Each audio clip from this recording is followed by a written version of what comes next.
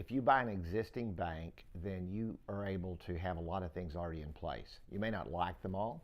You may not like the core processor. You might not like the type of loan system or deposit system they operate, but at least you're started.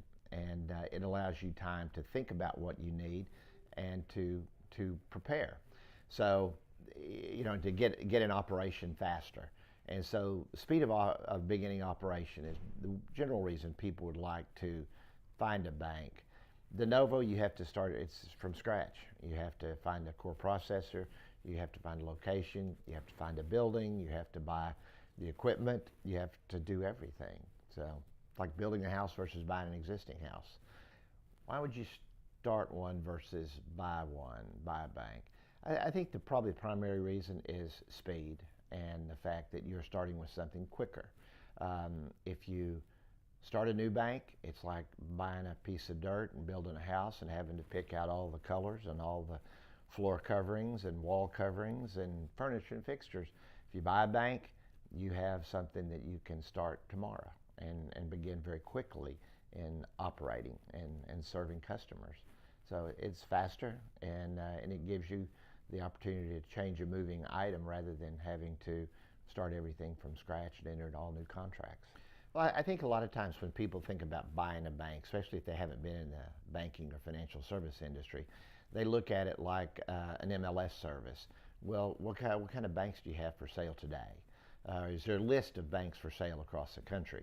And there's really no list of banks for sale. There's no MLS for banks. Most banks are sold fairly quietly, and because it is a big change for the bankers. So you have to know who the people are that are marketing banks. You have to know where the banks are that might be interested in selling, and you have to understand what the business plan is of the buyer. So certain banks might fit their business plan, certain banks don't. So understanding how you find a bank and where you find a bank and how much you pay for a bank are all things that DD&F do very well. I think the most common thing we see is people that are interested in going into banking say, let's find a bank. And when they say that, it's a great idea, but sometimes it takes a while to find a bank. And it's very much like people who want to have children and can't have children, so they go and adopt.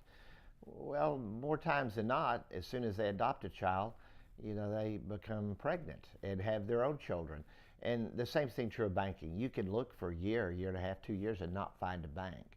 So what we recommend is start the process looking for a bank, but also start the process of starting a new bank so that if you don't find something that fits you, then you're able to go ahead and charter a new bank.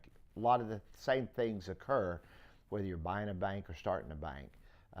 And that way you're not just wasting time and waiting for 2 years, not finding one and then starting to charter one.